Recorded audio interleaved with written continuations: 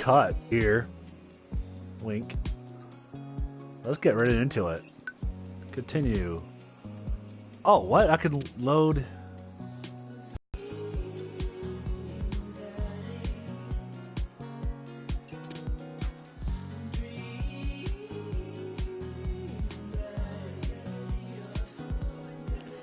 Let's up the top one. Oh, that's right. I manually saved that one. Okay.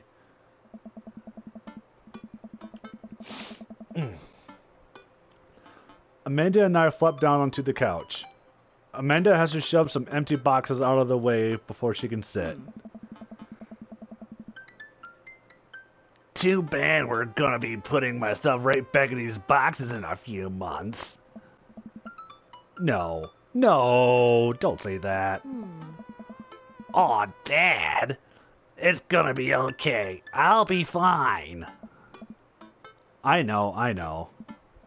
It's just... You're my little girl. It's gonna be weird not having you around. I'll come visit. And I'll text you every day. And I'll take lots of pictures. I mean, obviously, I'm a photography major. You promised? Do you pinky promise? Of course. Are you gonna be okay by your lonesome? Oh, come on. I'll be fine. I'll get a dog or something. Yes. A dog! Forget art school. Is that what it's gonna take?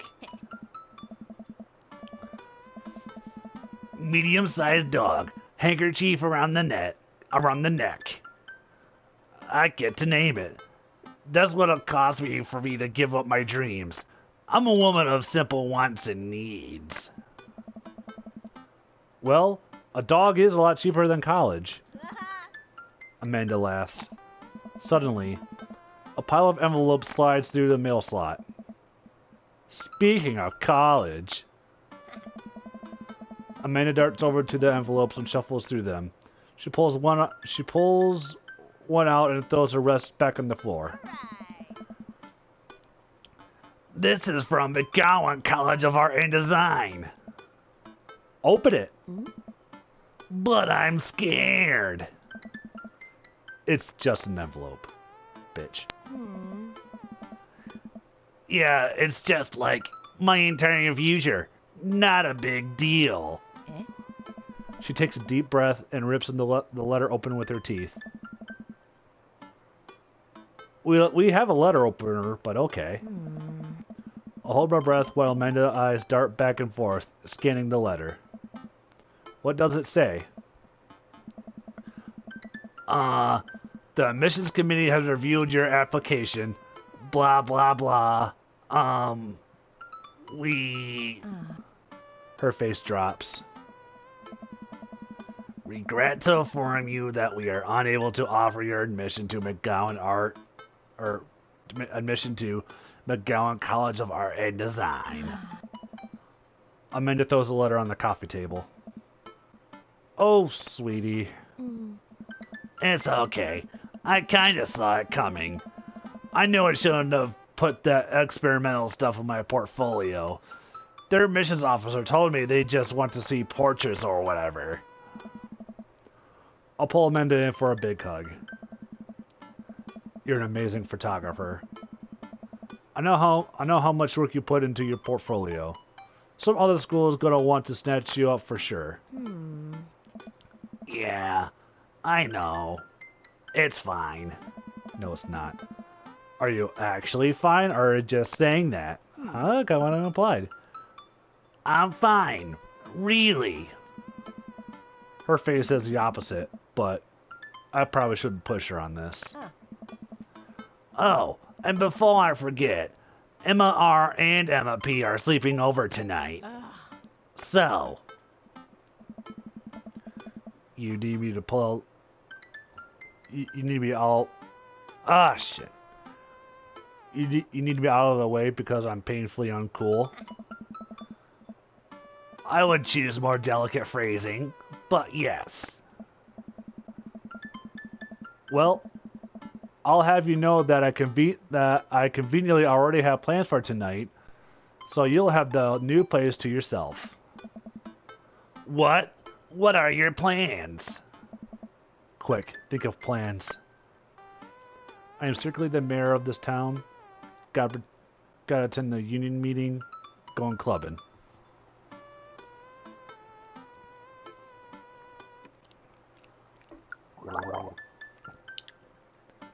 Yep, going clubbing. I'm gonna put on a nice outfit and go tear it up on the dance floor. All the hottest dance moves. The lawnmower, the sprinkler, the running man. You know, the ones that all the kids are doing. Alright, but I'm not gonna pick you up if you pull anything this time. Not again. I'm just kidding. I'm actually going to watch the game. Nice. Huh? Which game? You know, the game. The one that's on tonight. Ugh. The game on TV. It's somewhere other than here. Huh. Okay, cool. While you do that, I'm gonna do drugs and commit some light arson with the Emmas. I'm concerned you're hanging out with the wrong crowd. Amanda shrugs. I would have expected you guys to be up to white-collar crime at this point. Maybe money laundering at least. I'm a street rat, Pops. You're kidding about drugs and crime, right? Yes, Dad. Just making sure. I give her a pat on the head. Have fun with your sports. Are you being sarcastic? Ugh. No. Making fun of sports is played out. Alright then. I'll do some light cleaning around the house and decide to clear out right before Amanda's friends arrive. Before I leave, Amanda stops me. Hey, don't forget that you have that meeting with my English teacher tomorrow. Oh, right. Mr. Vega. Yep, totally remembered. I'll be there. Get my voices mixed up. Smile as often as you can, it'll make others around you feel more comfortable.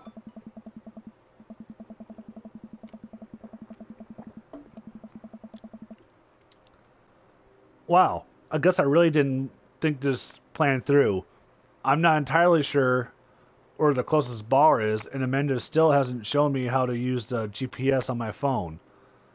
So I was gonna pick a direction and walk in it. Let's go this way. Cool. Okay, we're marching. We're marching in the direction of the game. Any game, really. In the distance, could be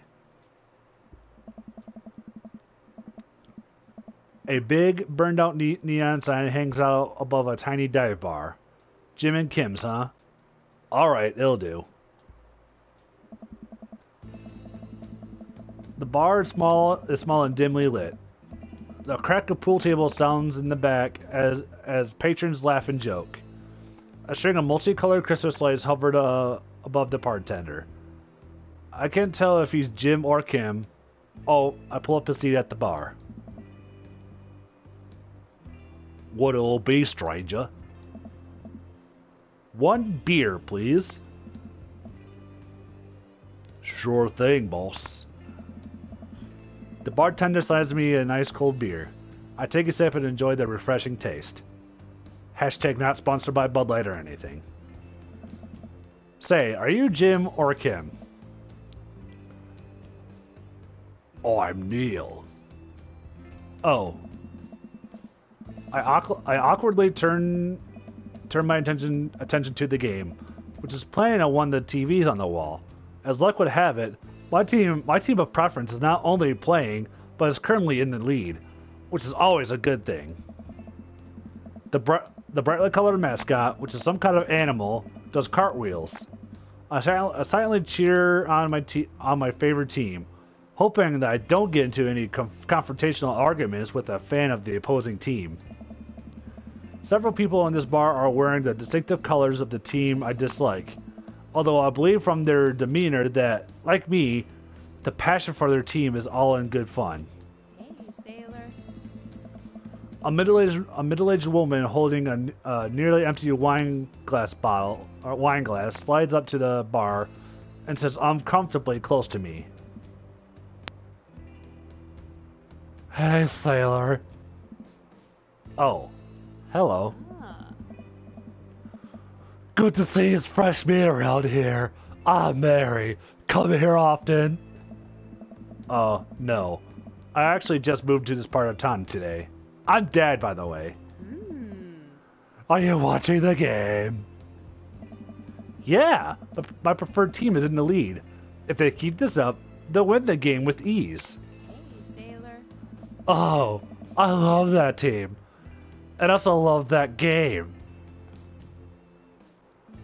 I love someone who knows their way around balls. I'm getting the impression that she's a little drunk. Huh? Buy a gal a drink. Buy Mary a drink. Don't buy Mary a drink. I'm cheap. I don't buy her a drink. Maybe some other time. Ugh. Sell yourself, sailor. Mary saunters off, setting her sights on the newest bar patron to enter. I happily watched happily watched the game over another beer. The game has gotten close in terms of points. A little too close than what I'm comfortable with. After a particularly skilled player scores a number of points for the other team, putting them in the lead, I heard a furtive grunt from another man at the bar. Go team. It's the brooding man from the coffee spoon. He sits alone, sipping whiskey and watching the game as well. Enjoying the game? I am now that we're winning. Oh, must be rooting for different teams. In my opinion, my team is far superior. I have to disagree with that. Based upon our win-loss record, I'd say that my team is superior. That's where you're wrong. Since as it stands right now, my team is beating yours. The conversation ends there, and we both go back silently rooting for our respective teams. The game is close, with both sides playing their hardest to win, but in the end, my team prevails. Quiet cheers ripple through the bar. I raise a respectful glass at the man drinking whiskey. He raises his in response. An unspoken truce is formed between us, based on mutual love for the game. He motions to the bartender, who pours 2 glasses of whiskey. The man slides one over to me. The name's Robert. Thanks. I'm Dad. You must be new around here. Mary already hit on you. Yeah. Robert chuckles. She's a peach. Well, you picked the best bar in town. As slimy as it is, you never find a better spot than Jim and Kim's. Is there actually a Jim or Kim that runs this place? No. That'll be Neil. Neil waves from across the bar. Good guy, Neil. Not enough Neils in this world. Okay. You're a whiskey fella or a beer fella? Beer. But I'll drink most things. You like shots? I love shots. Or I like shots. I love shots. Ooh, shots fired. I don't like them. I don't know how I feel about shots. I mean, I guess I'll be following the lines of, again, I'm personally not a big drinker. But given if I'm at a bar and if someone offers me a shot, I won't turn it down. So I'll go with I like shots. Huh. Thank you. Robert nods to Neil, who serves up 2 shots of whiskey. He hands one to me. Here's to your health. We take the shots. The whiskey burns going down, but I try my hardest not to look tough. I try my hardest to look tough. Wait, I think this is what making friends is. Okay, Dad. This guy's out in my friend league, but I think if I play my cards right, we'll be pals in no time. Compliment his cool leather jacket. Compliment his rugged looks. Compliment his hand tattoo. I'm the guy I got a compliment on a tattoo.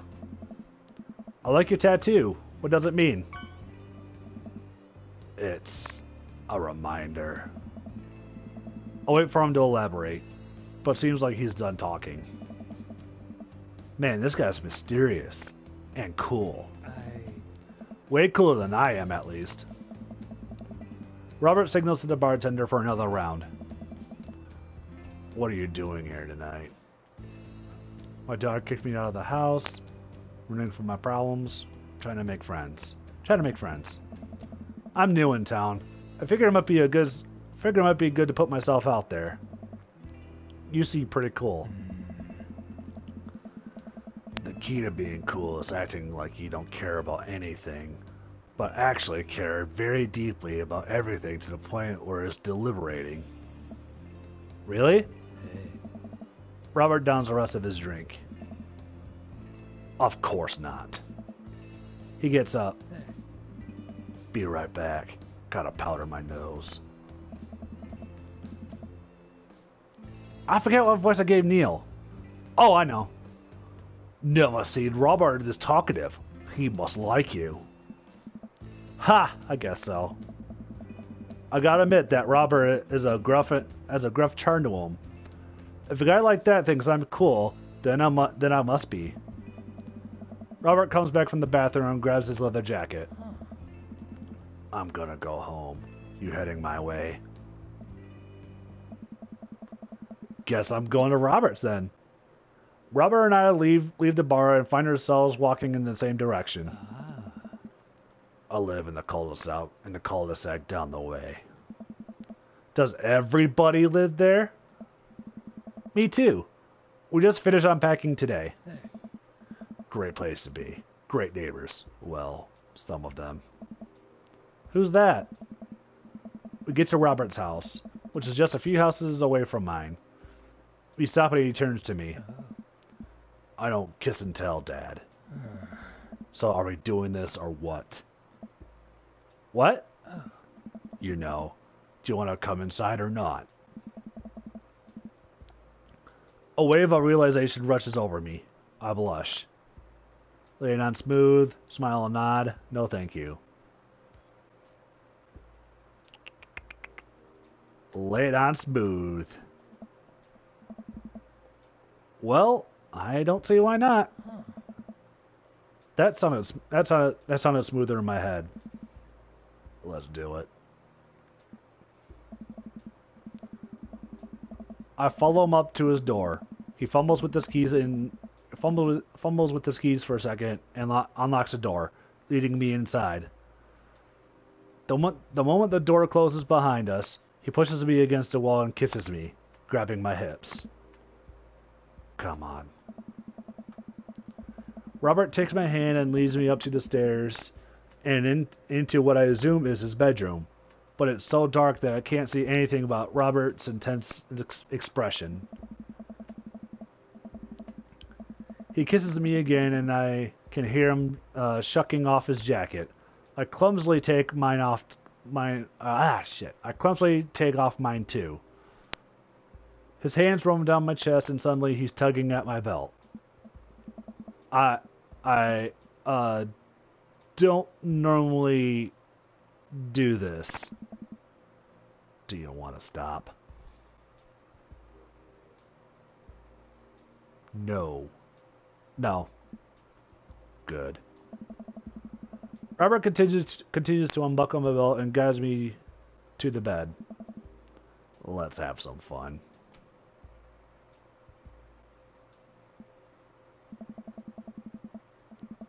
My head is pounding. I really overdid it last night. Wait a minute. This isn't my house or my new house. Oh, right. I look around for Robert, but find myself alone. Hello? There's a clatter from the bathroom and the door opens. Robert is fully dressed and grabs his keys. That was fun. Yeah, it was. Oh. You should go. That's certainly not what I was expecting. Well, talk to you later? Mm-hmm. Robert cracks a smile. Sure, your clothes are over there. Hey. I hastily get dressed and show myself out. The sun is unbearably bright. I need to lie down. I start to make my way back home when I suddenly remember. Amanda!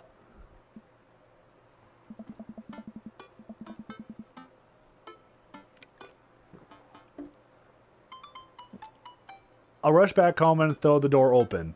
Something smells delicious. Amanda? Oh.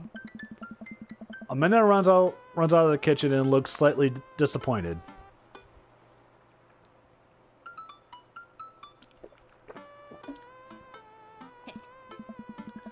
Oh man, I was hoping you had gotten kidnapped, and I was gonna have to come to your rescue. No, I made a friend last night at the bar last night and ended up sleeping over at his place. Where are the Emmas? They left a little while ago. Oh, you guys have fun? Huh. Yeah. Watched some movies, ate snacks, stole a car, you know, usual sleepover stuff. You teens and you larceny. So, this breakfast that's cooking, what's that all about? Hmm? Well, there's hash browns, and eggs, and bacon. Can I? Ugh. Yes. Yes. You can have some breakfast. You drunk fuck. Bless you, sweet child. My head throbs. Ugh. I gotta do something about this hangover. Amanda, your loving father must have overdone it last night. Oh, somebody's hungover. Father of the year. You wouldn't happen to have any aspirin or... I've got just a thing. Hang on. Ah. Amanda runs to the fridge and pulls out a jar of pickles. Amanda, what? Hey. Drink this. The pickle juice? Yep. It's what I used. It's what I used once. Would assume someone would use. Ah, shit. Hold on. I gotta read that again.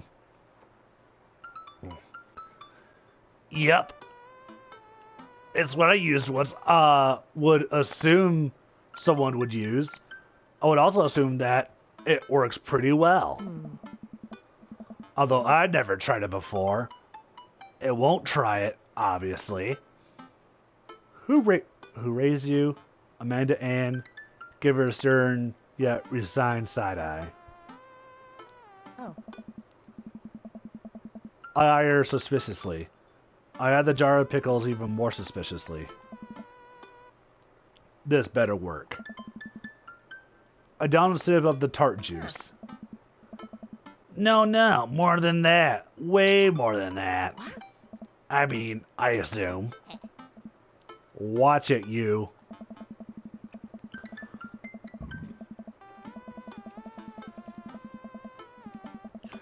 I drink more pickle juice and help myself to the delicious breakfast that Amanda has graciously allowed me to partake in. After inhaling some hash browns and drinking several pieces and... God, I can't read today. After inhaling some hash browns and dunking several pieces of bacon into runny yolk, I'm starting to feel a little better. Amanda grabs her backpack and keys. Oh, but I'm different. Basically, I'm doing all the voice acting myself, so obviously, basically, your character is just my normal voice. And then I'm giving Amanda this voice. So. Well, I gotta get to class. Don't forget the meeting with Mr. Vega, okay? He said it was important. Love ya. I'll be there. Knock him dead, kiddo. Always do. We do our secret handshake and she's off. I get a little work done at home before I glance over at my watch and see that it's almost time for the meeting. I hop in the shower, change clothes, and head on my way. Still a little hungover. That's at 92. Never did read all that. I arrive at Amanda's school and check at the front desk. They give me a bright orange visitor sticker and send me on my way. I'm barely awake and feeling pretty haggard, but hopefully nobody will notice.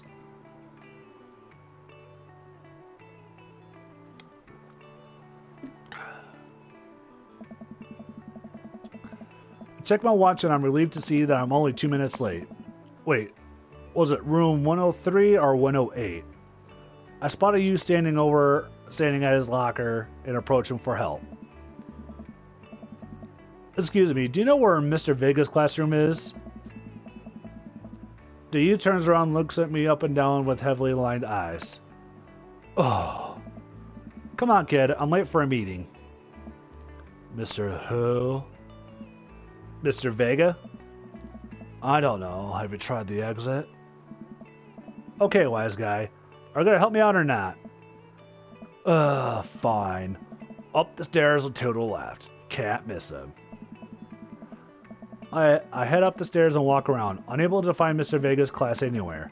After a couple minutes of searching, I head back downstairs, where that punk sent me, that punk youth. Shit. That punk youth. Oh, read that right first. Sent me on a wild goose chase. I'll go back to where that low rent Gerard Way is standing, ready to give him a piece of my mind, when suddenly a head pops out of the classroom next to his locker. Oh, that's a different guy.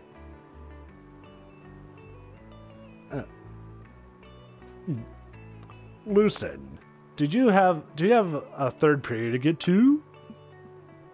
Oh, fine, Mr. Vega. Wow. Now I'm officially 10 minutes late. I glare at him as he walks away. We're not cool.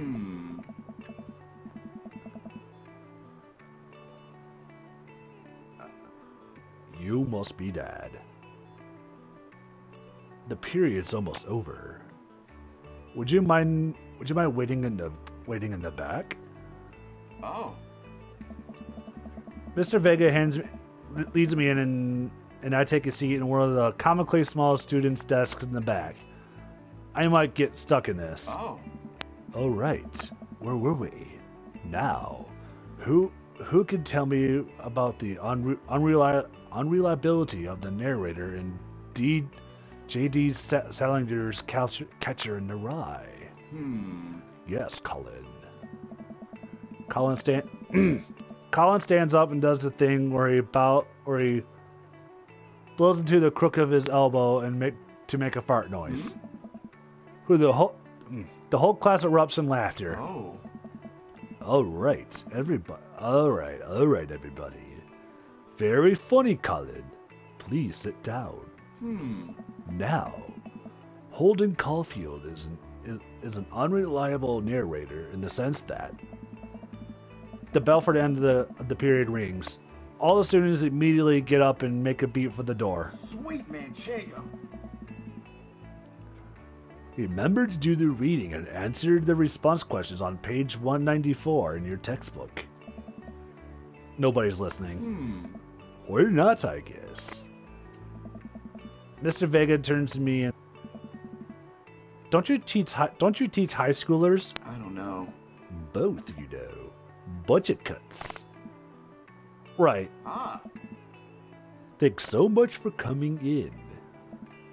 No problem, Mr. Vega. Oh. Please, call me Hugo. Eh.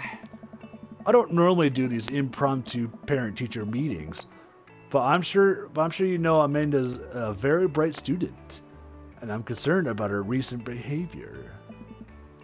What's going on? Eh.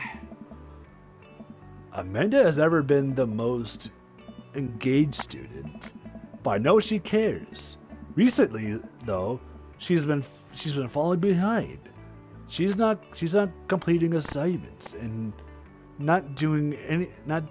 been doing rather poorly on tests. I normally chalk this up to senioritis, but this is strange. I thought Amanda always shared everything with me. It hadn't even crossed my mind that something might be wrong. I just wanted to ask, is everything okay at home? We just moved. She's fine. She's intending to bottle things up. We literally just moved, so I'll say that. Well, we just moved recently, but it was only on the other side of town, and Amanda was more excited about it than I was. Oh. See if you can talk to her about it. I know she values you a great deal and appreciates and would appreciate your guidance. If she keeps heading down this road, I don't know. I know how important art school is to her, and I would hate to see her miss out on scholarship money that she clearly deserves. I'll make sure to talk to Amanda. Thanks for letting me know, Hugo. Hey. Anytime. On my way out, I stop, thinking for a moment. I turn to Hugo. Hey, Hugo? Yes? Did they ever catch that rye? Ah. You stupid piece of shit. Yes. I leave the classroom and make my way out of school. I'm still a little bit in shock that Amanda was able to hide this so well from me. She's always been such a force for positivity in my life, especially after we lost her father. Amanda must be done with classes for the day now. I'm sure she would appreciate a ride home, and maybe I can talk to her about what's going on. Oh. I'll pull up to the carpool, and Amanda hops in the passenger seat. So, did you have fun gossiping about me? Mr. Vega and I actually just gossiped about our celebrity crushes.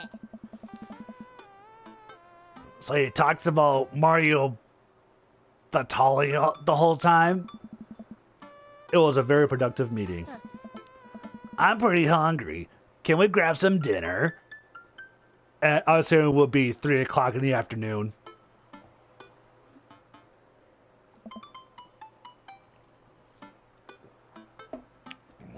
Sure thing.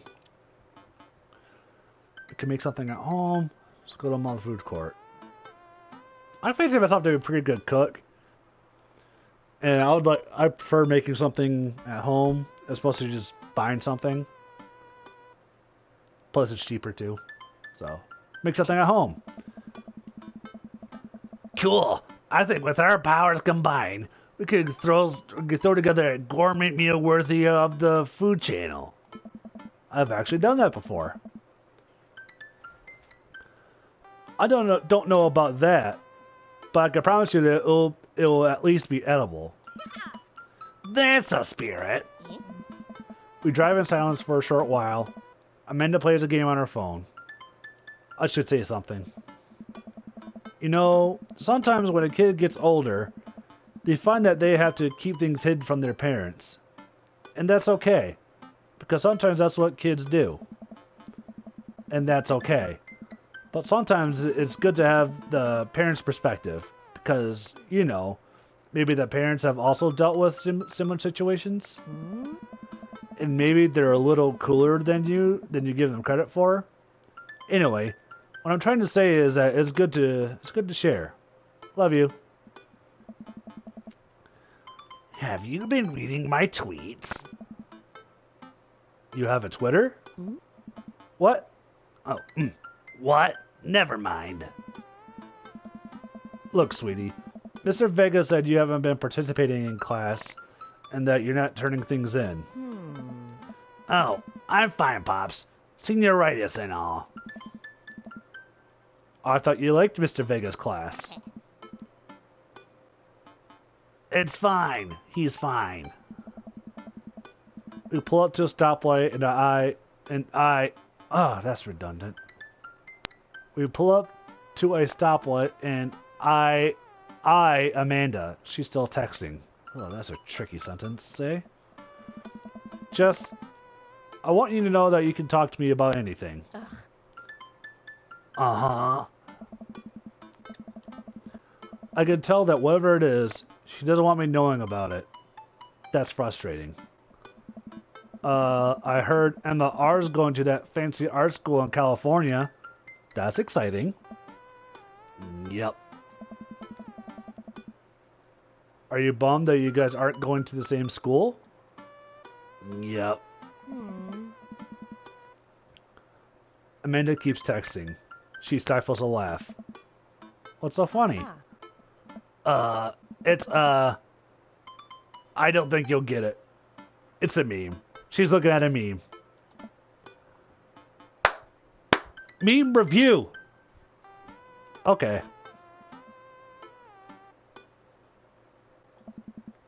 Who are you texting? Oh. Noah. Who's Noah? My friend. Better not be your boyfriend. Or else I'll stab a motherfucker. Does he go to your school? Yep. Do you like Noah? What? No! Dad? Ugh. I can't believe you would. Ugh. Dad. I mean, jeez. Why would you... Ugh. Gross. Sorry. Just asking. Dad, he's just my friend. You dumbass. Guys and girls can be friends. He's my friend. Okay. Jeez. This is going well. Well, good talk. Oh, sorry. God damn it. Mix up my voices. Well, good talk. Love it, kiddo. She leans forward and turns up the radio. I guess that conversation is over.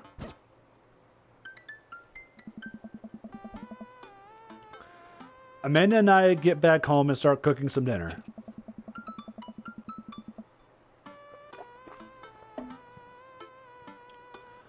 I found this artisanal mac and cheese recipe online that you've been dying to try. I found this artisanal mac and cheese recipe online that they've been dying to try. Artisanal? There's 2 ingredients in mac and cheese. Mac, then cheese. Dad, please try and enjoy the finer things in life. I think you of all people should be able to appreciate what one can do with cheese. Yeah.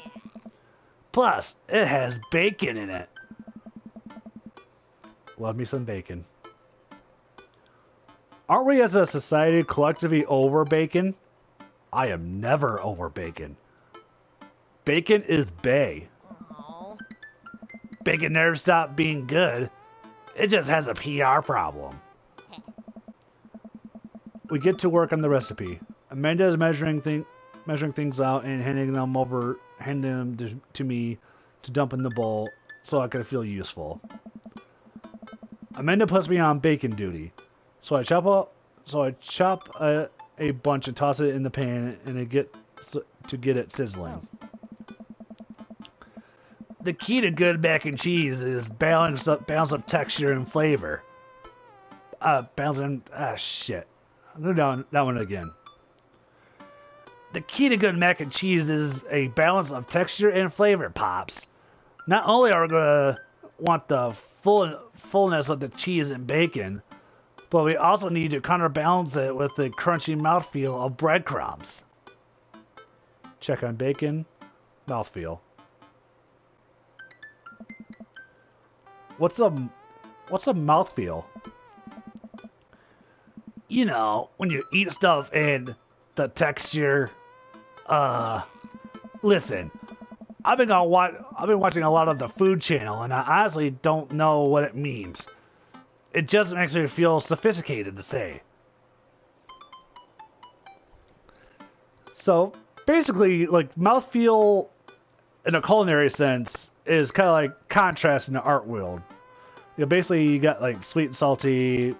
Basically, it's culinary stuff 101. I won't get into it, but I do know what mouthfeel is.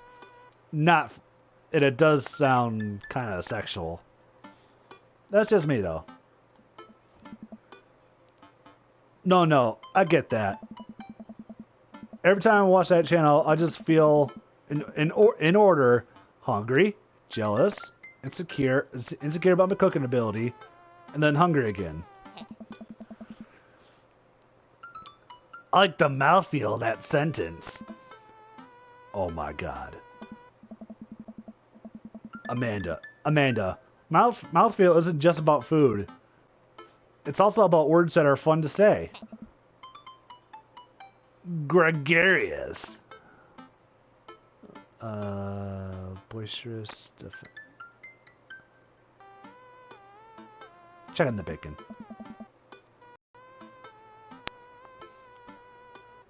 Cattywampus.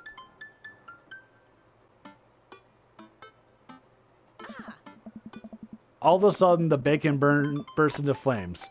I must have been paying attention to how hot the pan was. Fire! Fire! Oh God! Fire! I run around the kitchen looking for anything to put out the fire. I grab a cup of water and Amanda snatches it out of my hands. Nope. She puts it down and calmly grabs the lid from the pantry. She places it on top of the flames and it turns on the heat. I finally calm down. Did I almost just burn down our brand new house because I was too busy saying silly words? Undoubtedly. Cool. Who wants takeout?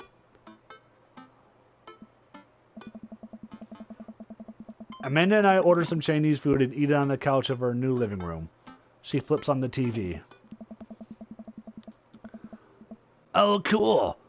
Long Haul Ice Road Paranormal Ghost Truckers is on. Your favorite, right? Oh, hell yes. They have to make it over the Canadian tundra before the ice road melts, but they're also hunting ghosts. Huh. Also, their trucks are haunted. That sounds stupid. This is an episode I've already seen, but it's one of the best. Colum and Flint Dogbone, the twin brother truck driving and ghost hunting duo find themselves in the greatest peril yet. Okay, I'll just give them normal voices, because I don't think we'll see them. Oh no! The ghosts don't got... Okay, they're probably... Okay, I get a picture with they're kind of rednecks. Okay. I got this. Oh no! The ghosts don't got control of the truck! I can't steer on them their damn ice roads! Let me use this EVP meter to find and communicate with the spirits.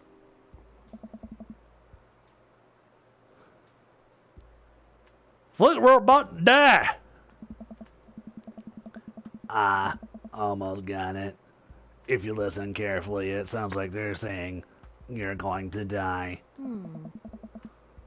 That's because we're about to die, you! This is art. The episode ends and Amanda excuses herself to go and start arguments on the internet. I stay up a little longer, curious about the exploits of Callum and Flint Dogbone after their disastrous ice road accident. Afterward, I crawl into bed and and get a good night's sleep. Dog tip 53.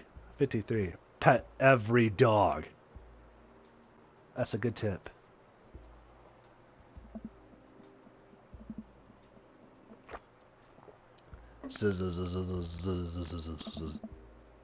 Morning, sleepyhead. 5 more minutes.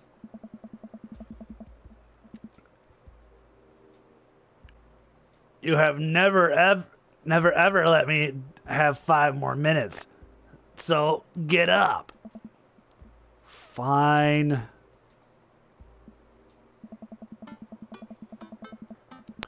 We have cereal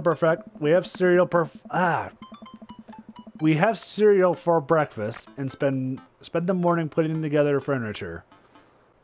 Amanda is much better at interpreting the tiny manuals. We're able to put together a few shelves and one desk. But I'm pretty sure it was supposed to be a bookcase. Ah. So, you excited for the cookout today? Excited to beef up my grilling skills. If there's food, I'm excited. I'll see this as a learning opportunity. If I can take some hot grill tips, I think we can consider it a success. Hmm? Don't you want to meet new people? Don't you want to meet some of the people in the neighborhood? I'll probably end up standing uncomfortably in the corner with a plate of food and hope that nobody talks to me. Ah. Dad, you're a beautiful work in progress.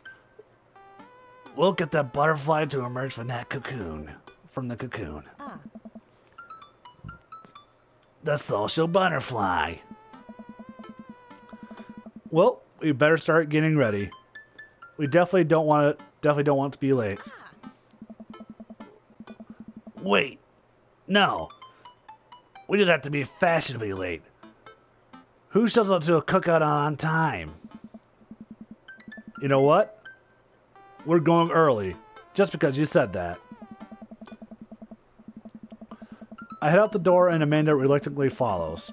We walk across the street to Joseph's house with a store-bought veggie plate. We didn't want the risk of burning down the house again. I guess we're not as early as we thought we were. Joseph's backyard is already packed with people and the smell of hot dogs wafts through the air. Small children run through a sprinkler and adults chat in small clusters. I set our veggie plate down on the table next to the other 2 veggie plates. Huh? Hey, there's Joseph. I wave to get his attention. To get his attention. The moment he sees us, he jogs over, arms open wide. Oh. Welcome. I'm glad you guys are here. And you brought veggies.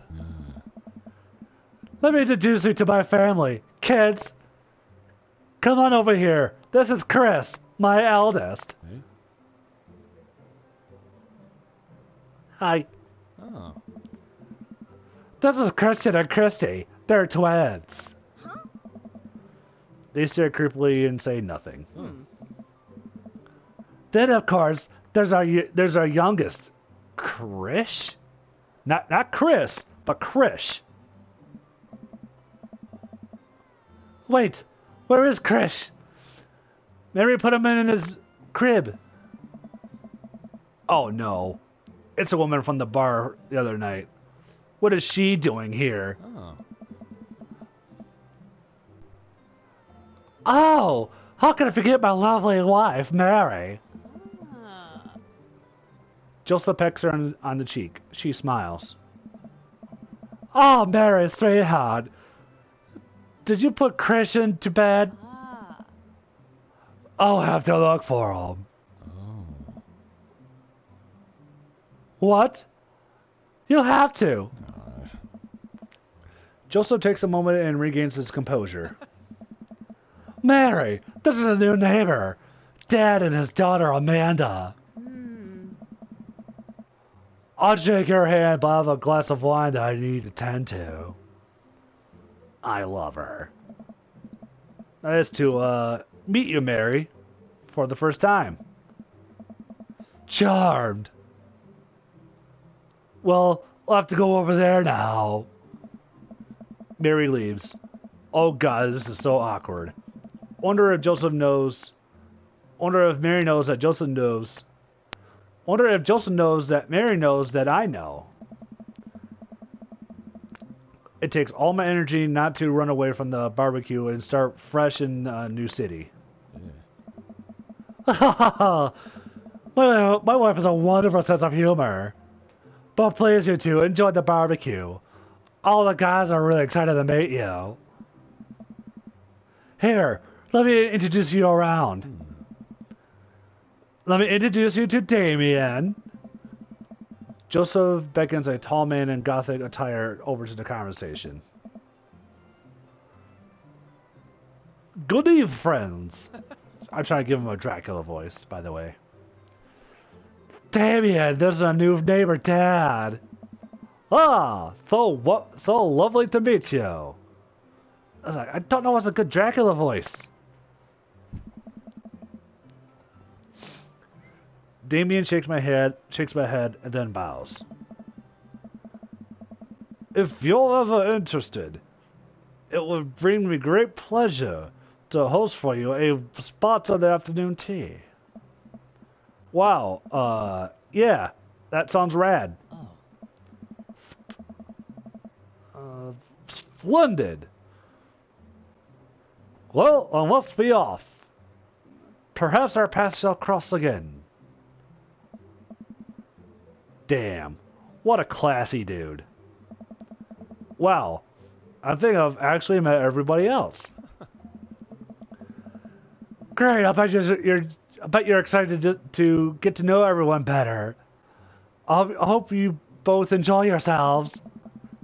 Amanda and I mill around and try some food, some of the food spread out on the table.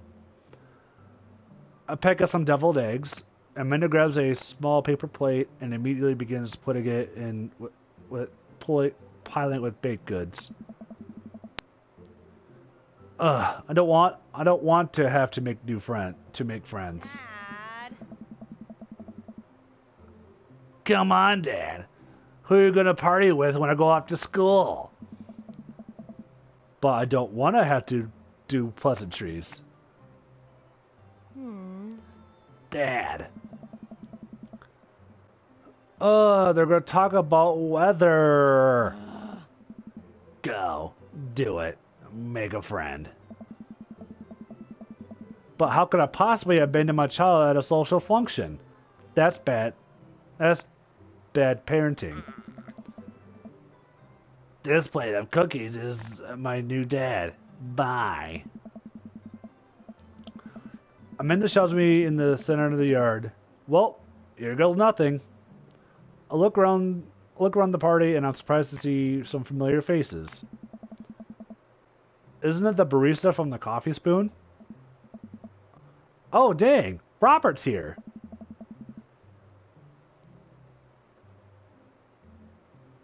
Didn't that guy throw a frisbee at my head? That mysterious goth guy. Isn't that Amanda's teacher? Hey, I know Craig. But wait a second. All these people live in our cul-de-sac? This can't be right. I'd better investigate. Talk to Robert and Brian, Matt, Hugo, Craig, Joseph, and Damien. Burger time. Do the first one. I walk over to Robert and Brian, who's chatting over drinks. Determined not to be weird about what happened that night, I hope Robert feels the same. Hey, guys. Hey. I forgot what voice I gave him. I think I kind of gave him like an airy voice. Dad, how the heck are ya? Selling into the neighborhood? That sounds familiar in shit. Well, new voice. He's going to be Scottish. Dad. That's Russian. Dad, how the heck are you? Settling it in the neighborhood, right?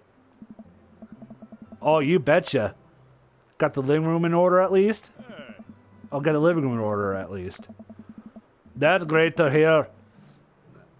I've been doing some living room work as well. Finally gotten the 50-inch in there.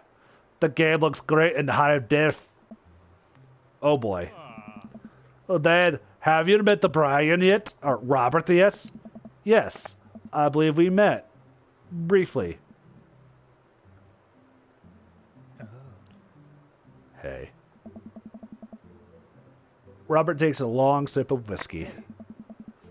Robert robotically extends a hand. I shake it as he stares unblinkably into my eyes. Oh God, what does it mean? How's it going? It's good. Robert focuses on the whiskey he's holding. He's holding. He takes a long sip. Great. Look at my friends becoming friends. Us dads gotta stick together, you know. Us dads? Robert has a kid? I didn't know you had kids. Robert continues to stare at me. Jesus, does this guy ever blink? Yup. Cool. That's cool. We stand in an incredibly uncomfortable silence for several moments until. Okay. We gotta get off this haunted truck. Oh no. The ghost locked the doors.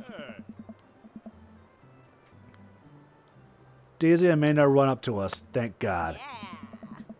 Quick, hit the emergency escape button. Okay, I think I remember what voice I gave her. But the trucks don't have emergency escape buttons. Then hit the brake, I guess. They will get out of the truck. The imaginary truck. Anyway, we're safe from the ghosts. But how will we ever survive this Arctic tundra? Daisy, Daisy, you might have to eat me. Are you prepared to do that? I'm prepared to do anything to survive. That's cold-blooded. I like that. Although I'm not sure I have the materials required to properly cook you. Wait a second, are you guys playing? Long haul ice roll pair number ghost truckers?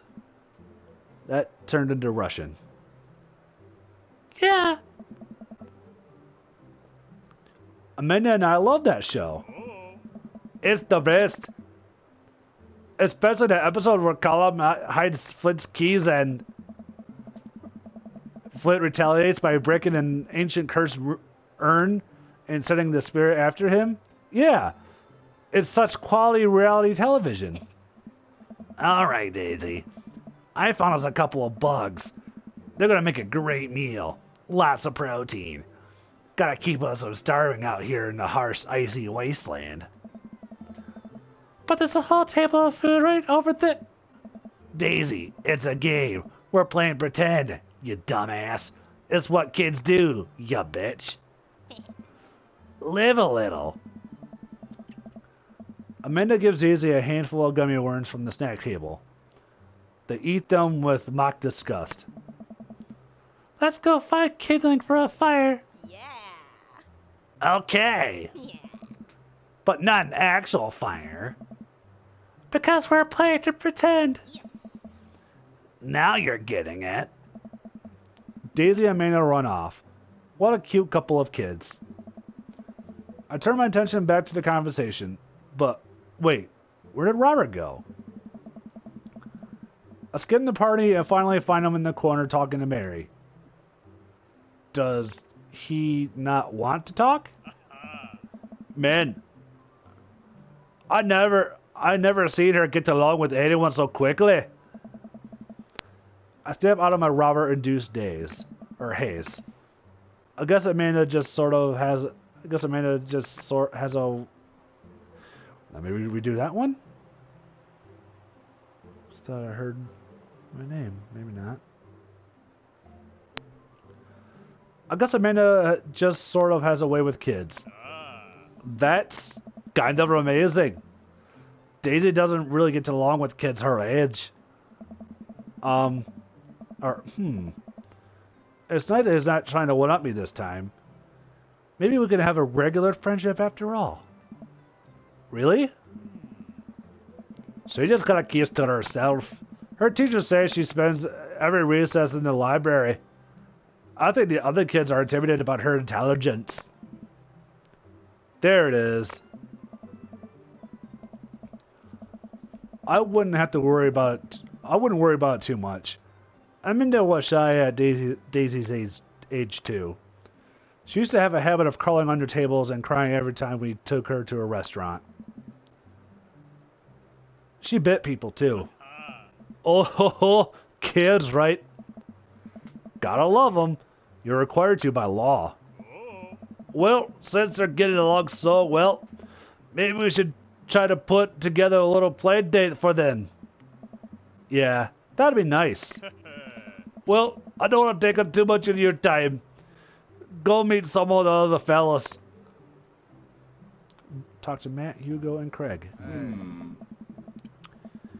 Okay.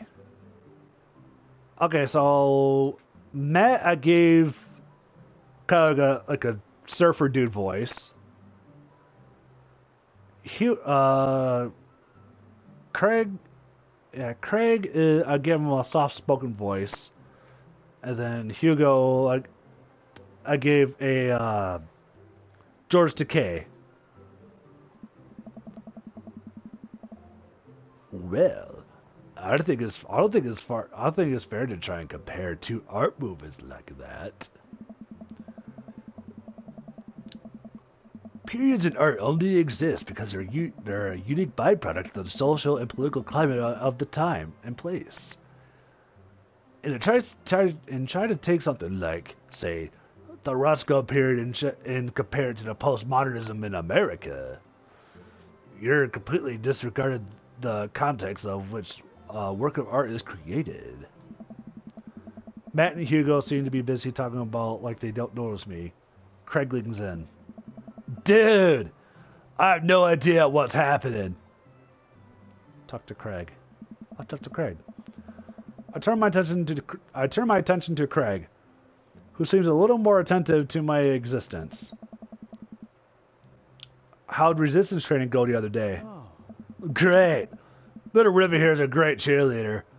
Aren't you, tiny bro? Craig grabs River's arms and waves him around. You can do it, Dad. I'm so proud of you. I'm so sorry for pooping on you. She must be a handful at that age. Oh, there always are. Bro. But so worth it. Craig grabs River's arms again and waves him around. Also, I'm sorry for throwing up on you, Dad. How are you settling in?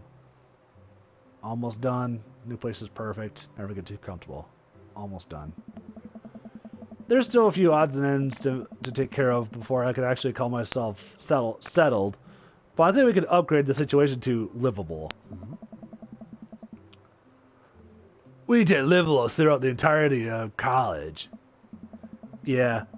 My goal was for Amanda to live the sort of life that didn't involve eating spoonfuls of ranch dressing as a palate cleanser between different types of pizza. Dude, ranch on pizza is so freaking good.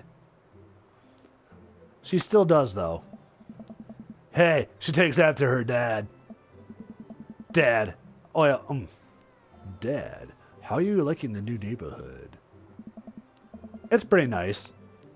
Everybody's been super friendly. Seems like your daughter is fitting in just fine. Matt points to the yard where Amanda, Daisy, and the other young girl are playing. They're all sitting cross-legged in the grass, picking weeds,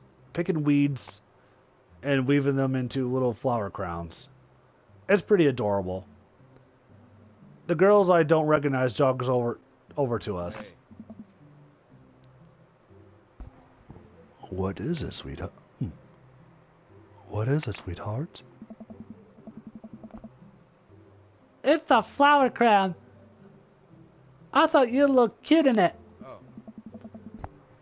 Well, there's only one way to find out. Matt takes a flower crown and places it on top of his head. Hey. Am I cool now? The girl stares at him, thinking it over. Nope. But you're slightly less uncool than you were before you put it on. Hey. Huh. Hey, Dad. This is my daughter. Hello. I'm Carmenicida. Amanda comes over with Daisy in tow. Dad, look, I'm making friends. Are you making friends? You better be making friends. Yeah, actually, Amanda. Remember the cool barista from the coffee shop? And my old college friend? And, your teacher? Whoa. Oh, hi, Mr. Vega. I didn't realize we were neighbors. Oh. Yep. You still gonna give me that overdue term paper? Ugh. Ha ha ha ha ha. Great seeing you. Amanda finger guns her way out of the conversation like a champ. Finger guns. Bringing those back. She learned the finger guns move from me. I'm very proud. Oh. She's definitely a charmer. Speaking of which, where'd my son go? Whoa. Hugo looks around the party. He must finally spot him, because his eyes go wide. Huh? Ernest Hemingway Vega, are you smoking? Oh. Ernest is holding a lit cigarette. I have no idea who Ernest is, so I'll just go normal for now. Nope. I see Ernest across the way. He casually takes a long drag of his cigarette and then flicks it into a gutter. Unbelievable. Excuse me. Hugo marches over to Ernest and I turn my attention to Matt and Craig. Kids, right? Hey. Man, I do not envy Hugo. The last barbecue we had, Ernest tried to shove a sparkler down Joseph's pants. Nearly burned down half the yard. And the barbecue we had before that, he actually burned half the yard. And then it spread onto my lawn and burned down half of my yard too. Eh. Hugo walks back over to us, particularly dragging Ernest behind him. Hey everybody, sorry about that. Dad, this is my son, Ernest. Hello. Ernest looks away, sulking, his hands shoved deep into his pockets. Hugo nudges him impatiently. Hey. No, that's the same voice as Amanda. Hi. Nice to meet you, Ernest. What grade are you in? Ah, shit, I forgot what voice I gave him. Doesn't matter. Ernest. Okay. I'm in 8th grade. God, are you happy now? I'm sure you're just dying to know. Yeah, good for you. Can I go now? I'm tired of talking to old dudes who blame my generation for the failing economy. Ouch. Eh. Ernest? Totally embarrassing you. Ernest puts earbuds in and storms off to stand in the corner. Well, that was certainly something. He seems nice. Hugo puts his head on his hands and sighs. Ah. I am so sorry. He seems to be having a rough time. As much as I want to be the cool dad, I have to be the authoritarian dad. He certainly resents me for it. I mean, I think as a dad and a teacher, that's about as authoritarian as you can get. Honestly, are there any of us cool dads? Is it even possible to be a cool dad? What? I'm cool as a cucumber. Hey. See? That's right there. You can't say that. I don't know. My kids think I'm cool. But for how long, Craig? How long do we get to be cool dads? I don't know. I don't know. Hey. I think we just have to accept the fact that as dads, we've become the machine that we once raged against, and accept our fate to unironically wear socks with sandals. Your kids may think you're cool now, but the moment they hit puberty, you're doomed. Amanda's 18 and still thinks I'm cool. I yell across the yard to my daughter. Amanda! I'm cool, right? Amanda just laughs. She keeps laughing. I see your point. Oh.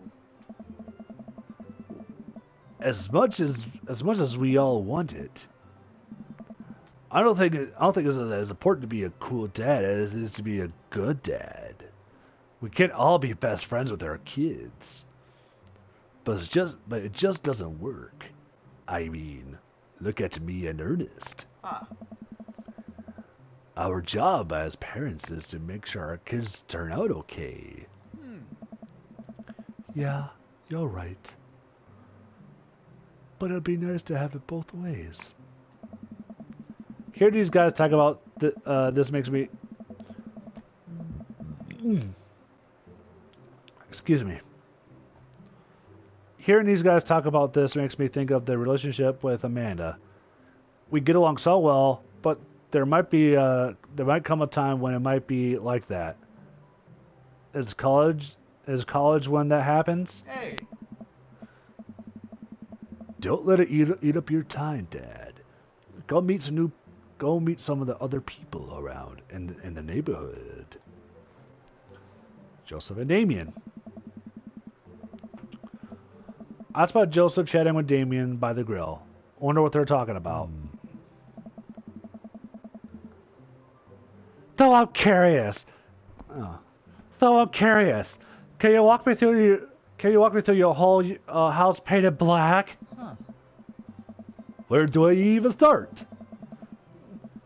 The house stays warmer in the winter. It provides an artistic contrast to the rest of the neighborhood. And the compliments of Crimson are inferior. Compliments of Crimson interior perfectly. That's definitely an interesting choice. Thank you. I'm very proud of my abode. Dad, I was just having a conversation with Damien about his aesthetic design decisions. Ah, greetings once again, Dad. Do tell me about yourself. Are you new to the area? Yes. My daughter and I just moved in the other day. Oh. Are you enjoying the party so far? Oh, definitely. Thanks so much for putting this on. It's nice to be in a cul-de-sac where everyone is so friendly and welcoming. Yeah. Amanda walks up to the conversation. Hi, Hi, it's Damien, right? My name's Amanda. Ah. At your service. What a pleasure it is to meet you. Damien finishes the sentence with a flourish and bow, producing a single rose and offering it to Amanda. So fucking smooth. Amanda blushes and returns the gesture with a courtesy. My, do you know how to treat a lady? Christian. Okay. Hello, Amanda. Seemingly out of nowhere, Joseph's twin kids appear. They're speaking in unison. Hey. Won't you come and play with us? Come play with us forever. Guys, enough with the creepy twin stick.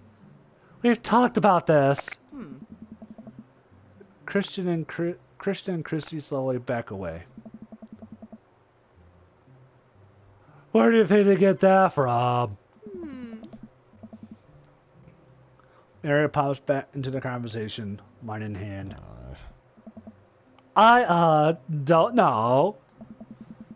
Mary takes a long sip of wine.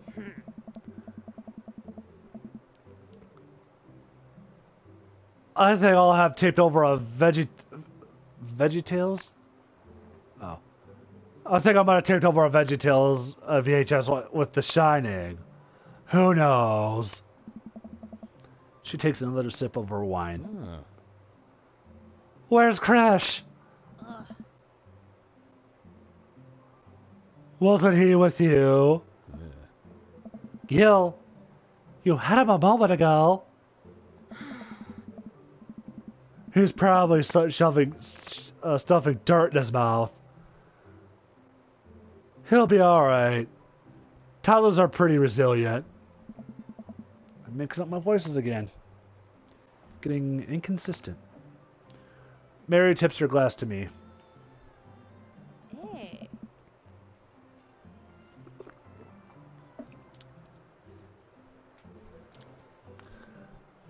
By the way, I'm trying to give her like the do you want to dance voice from South Park. So that's Mary's voice. If you're following along.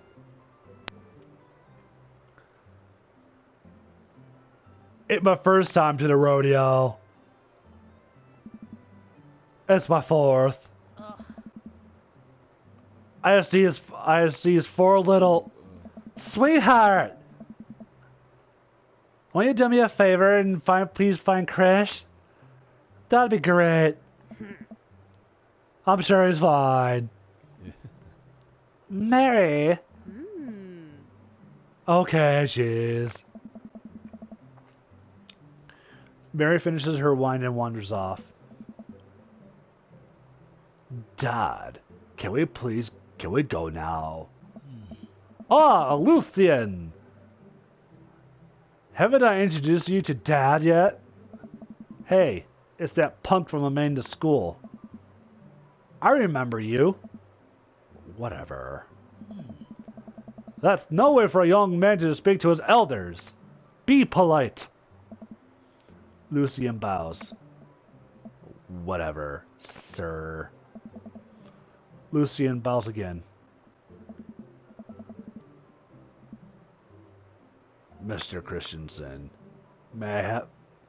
Mr. Christensen, may I have a veggie burger, sir? You're coming right in the bud. Are you vegetarian? Yep. Make that 2 veggie burgers. Don't you know some people in the Victorian area were vegetarians? They describe carnivorous types of people as bloodlappers. Dad. Hey. That's really interesting, Damien. Joseph turns to the grill, just a hint Just a hint of a tattoo peeks out from underneath his sleeve. I can't believe I didn't notice it before. It looks like the bottom of an anchor. Whoa, is that a tattoo? Hey. Yup. I was always a youth pastor, you know. That's so cool. Want to see mine? Ah. What? Lucien pulls back some rubber bracelets, revealing a lopsided 666 in black ink.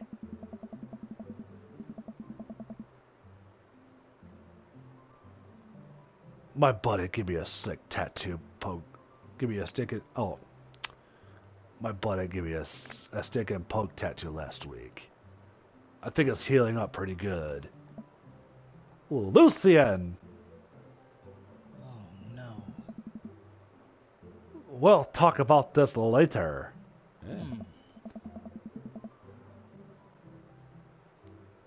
That's pretty cool. What's the significance of the tattoo? I don't know. I just thought it looked sick. Well, in my opinion, the only reason you need to get a tattoo is because you want one. Careful though, that number carries weight. Man, Joseph is a way cooler youth pastor than I thought. I just figured youth pastors pooped out of the womb with the Bible. Wonder what he did before preaching. And without further ado, let's work some magic. Joseph closes his eyes, takes a deep breath, and gets to work. With the greatest of ease, he sets patties in the grill, flourishing as he flips with his spatula in the air. It's easily some of the best grill work I've ever seen. You guys think this is the first time in front of a grill? He's working faster now, effortlessly tossing cheese into patties and perfectly grilling onions on the side. One after another, the dads take notice and crowd around Joseph to admire his masterful technique.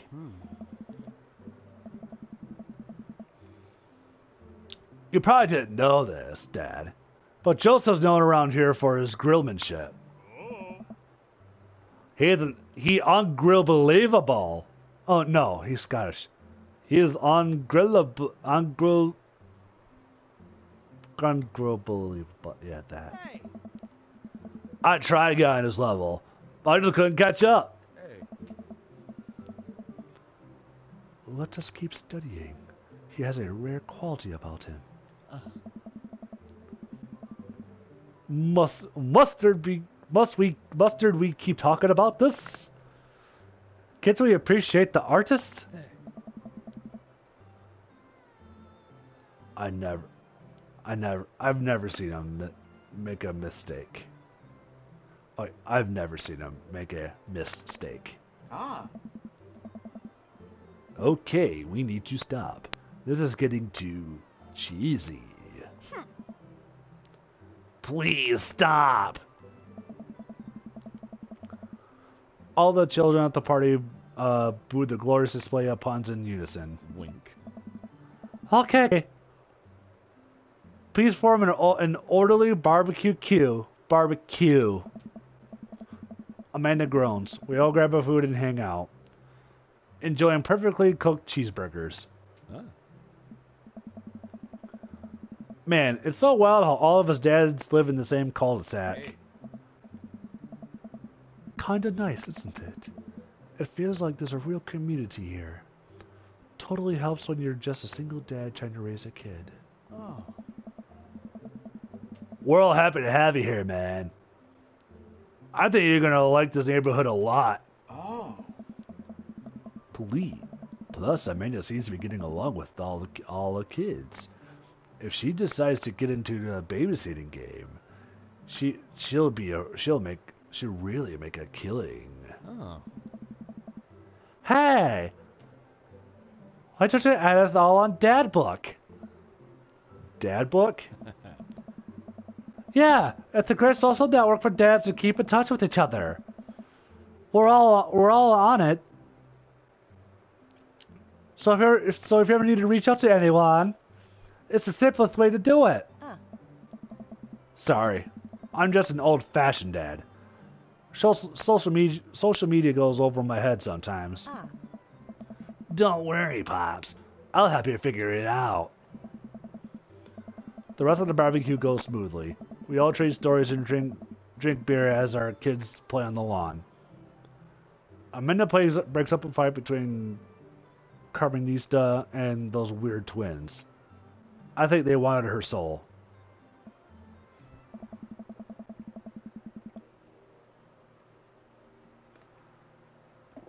Got a trophy.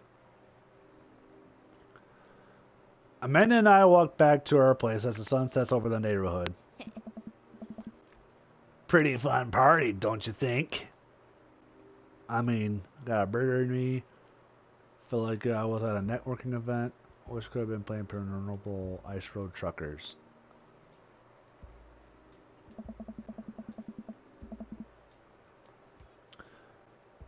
I'm gonna get LinkedIn notifications out of this. I just know it. You don't think it's nice that people want to connect with you? Not when their affection jams up my inbox, metaphorically speaking. Well, hey, at least you met some other cool dads. You should hit him up on Dad Book. Maybe I will. If I ever figure out how social media works. It's really straightforward, honestly. I know me personally, I'm just really bad about like updating my stuff. Cause like for me on Facebook, I don't really share my status that much. I share a bunch of stuff, and that's about it. So I see a dank meme or a funny picture, I share it. That's about it. I have a good feeling about this place. Me too, Dad.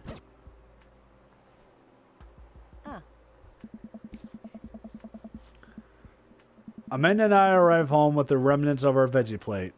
Seems like nobody was really into the cauliflower. Any big plans for this evening? Actually, yeah. I'm going out with some friends. Oh. Is that okay? Of course. Just keep me posted. And be home before midnight. You got it. And be careful. I will. Make good choices. Of course. And call me if you need anything.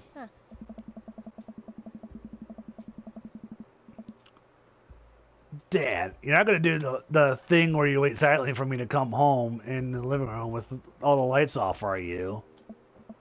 What? No. I've never done that, and I never will do that. Okay.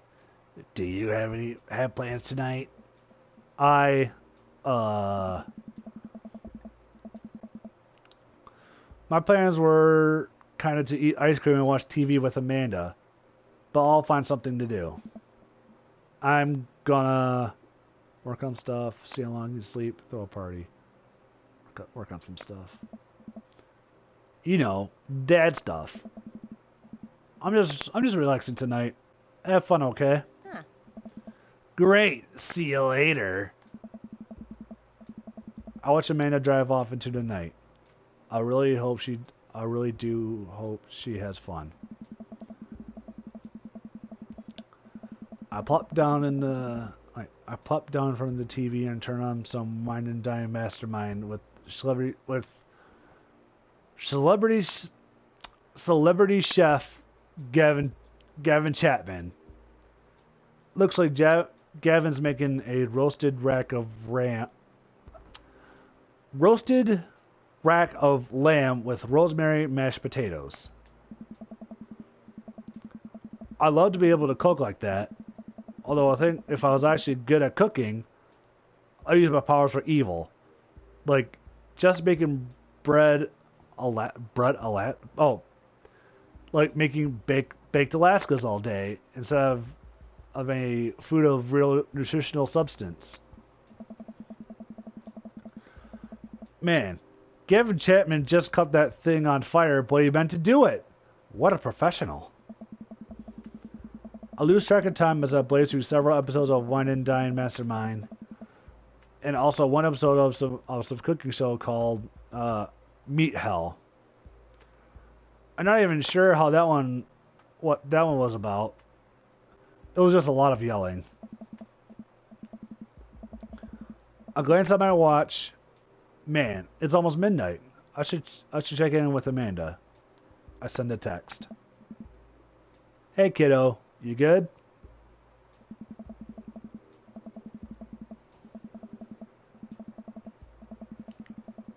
Oh no. Oh no, I hope she didn't get in an accident. I wander into the kitchen as I wait for a reply. Amanda's phone is almost always in her hand, so I'm sure she'll respond soon, unless she's driving home now, in which I hope she doesn't respond soon. Hope she doesn't respond soon because I'll definitely taught her better than to text and drive. I reach into the freezer and grab an ice cream sandwich. It's a little late for this, but I think I've earned it after a long day of socializing. I check my watch again, and then my phone. Nothing yet.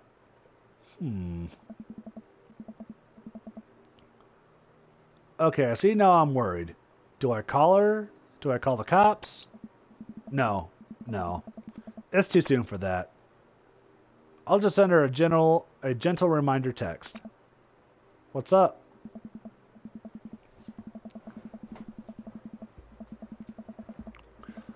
Half an hour passes. Now I'm really worried. The episodes of Gavin Chapman's Meat Hell are not only as exhausting like anxiety, but possibly exacerbating it with all the yelling. So keep pacing around the house, waiting for her to come back. Why didn't I find out where she's going? Who was she even with? Why don't I know any of her friends' phone numbers? Why don't I even know any of her friends' full names? Who is Emma P? I decided to send her another text. Amanda, please text me and let me know you're okay. I can't help but think all the awful things that could have happened to her. Oh, thank God it's her. Amanda opens the door and shuffles in. Finally she's back home. I'm glad she's okay.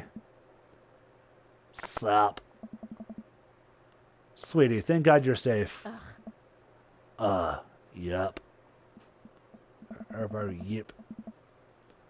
But now that I know she's okay, I'm really mad. Why didn't you answer my texts? Amanda pulls her phone out of her pocket.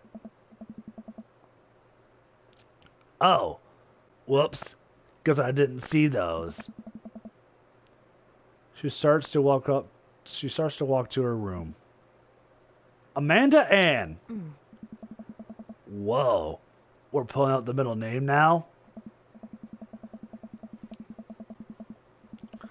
Amanda, you came home an hour and a half after your curfew and you didn't respond to any of my texts. You really freaked me out. I was about to call the cops. Dad, you're seriously overreacting. You're not gonna be like this when I go off to school, are you? I don't like your attitude. I have a right to be concerned. I was scared. You're my only daughter. Well, I can't give you a play-by-play of everything I do all the time. I'm 18. You shouldn't even be giving me a curfew in the first place. I sit down on the couch and put my head in my hands. I feel very tired all of a sudden. You really scared me. Just, please don't do that again. Alright. I'm gonna go to bed now. Amanda closes the door to her room and I head to mine. Jeez.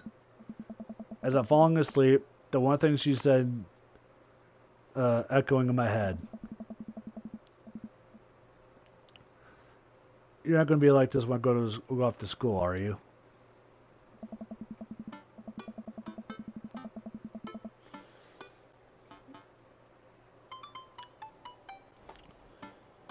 Okay, and I too will go to bed. And also will call it good for the night. So, to my one viewer, thank you very much for sticking around. You're a rock star. And you are awesome. So, I do stream over on Twitch, as you can see on the red banner there. Twitch.tv/JWAFalco72. Be sure to give my Twitch some love. And hit subscribe for more streams like this. So, deuces.